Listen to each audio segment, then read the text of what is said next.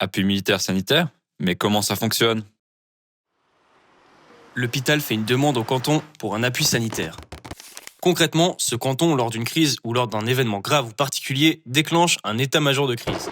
Cet état-major de crise est initié par un politicien, un conseiller d'État en charge de la sécurité, qui nomme un chef d'état-major dont la mission est de rassembler le chef de la police, le chef des pompiers, le chef des services industriels, le responsable des hôpitaux pour les cantons, d'autres services du canton et un représentant militaire.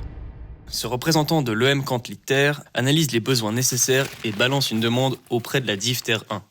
Elle la finalise, puis l'envoie à Berne, où des civils du Sanco et des militaires de l'engagement SAN se réunissent pour prendre une décision sur cette demande. En cas de refus, elle est transmise au chef de l'armée qui va téléphoner au conseiller d'État pour l'informer de cette décision. Ceci arrive lorsque nous ne pouvons remplir les prestations nécessaires, ne disposons pas des moyens ou ne correspond pas à notre stratégie.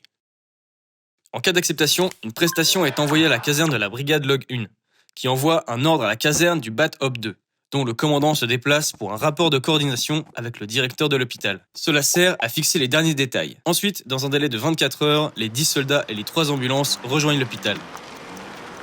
Ça fait beaucoup là, non? Bon, on vous l'a remis une fois. Appui militaire sanitaire? Mais comment ça fonctionne? L'hôpital fait une demande au canton pour un appui sanitaire. Concrètement, ce canton, lors d'une crise ou lors d'un événement grave particulier, déclenche un état-major de crise. Cet état-major de crise est initié par un politicien, un conseiller d'État en charge de la sécurité, qui nomme un chef d'état-major dont la mission est de rassembler le chef de la police, le chef des pompiers, le chef des services industriels, le responsable des hôpitaux pour les cantons, d'autres services du canton et un représentant militaire. Ce représentant de l'EM Cant Militaire analyse les besoins nécessaires et balance une demande auprès de la DIF Terre 1.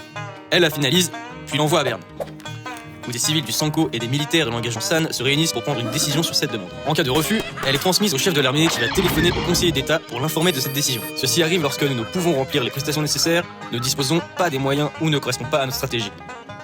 En cas d'acceptation, une prestation est envoyée à la caserne de la brigade Log 1, qui envoie un ordre à la caserne du BAT Op 2, dont le commandant se déplace pour un rapport de coordination avec le directeur de l'hôpital. Cela sert à fixer les derniers détails. Ensuite, dans un délai de 24 heures, les 10 soldats et les 3 ambulances rejoignent l'hôpital.